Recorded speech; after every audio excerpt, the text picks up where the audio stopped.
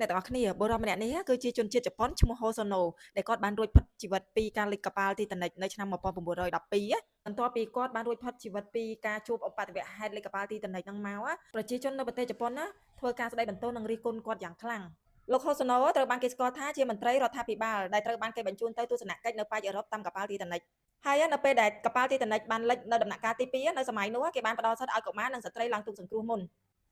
ប៉ុន្តែនៅពេលដែលទូកសង្គ្រោះនោះរៀបនឹងចេញទៅលោកបានឃើញចន្លោះដែលនៅទន្លេមួយហ្នឹងលោកក៏ហក់ឡើងចូលទៅនឹងទូកសង្គ្រោះហ្នឹងជាមួយនឹងស្ត្រីនិងកុមារផងដែរក្នុងចំណុចនេះហើយដែលប្រជាជនជប៉ុនណាគាត់បានថ្កោលទោសនិងរិះគន់គាត់យ៉ាងខ្លាំងពេលដែលលោកទៅសាធារណរដ្ឋជប៉ុនវិញប្រជាជនជប៉ុនទាំងសារព័ត៌មានធ្វើការស្ដីបន្ទោសគាត់ដោយប្រជាជនជប៉ុនណាបានរិះគន់គាត់ថាគាត់គួរតែស្លាប់ទាំងកិត្តិយសជាជាងការរស់នៅរងនូវភាពអាម៉ាស់និងបាត់បង់តម្លៃនៃភាពគុណធម៌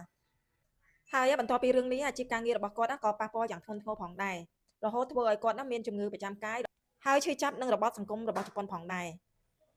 ហើយលោកក៏បានទទួលអនិច្ចកម្មនៅឆ្នាំ1939ផងដែរ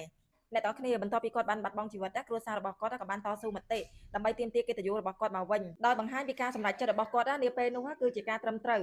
និងសមហេតុផលនិងមិនត្រូវបានចាត់ទុកថាជាកំហុសខុសឆ្គងនោះទេអ្នកទាំងគ្នាគិតសម័យមើលបើសិនជាយើងស្ថិតនៅក្នុងកលៈទេសៈដូចគាត់តើយើងនឹងសម្រេចចិត្តធ្វើដូចជាគាត់ដែរអត់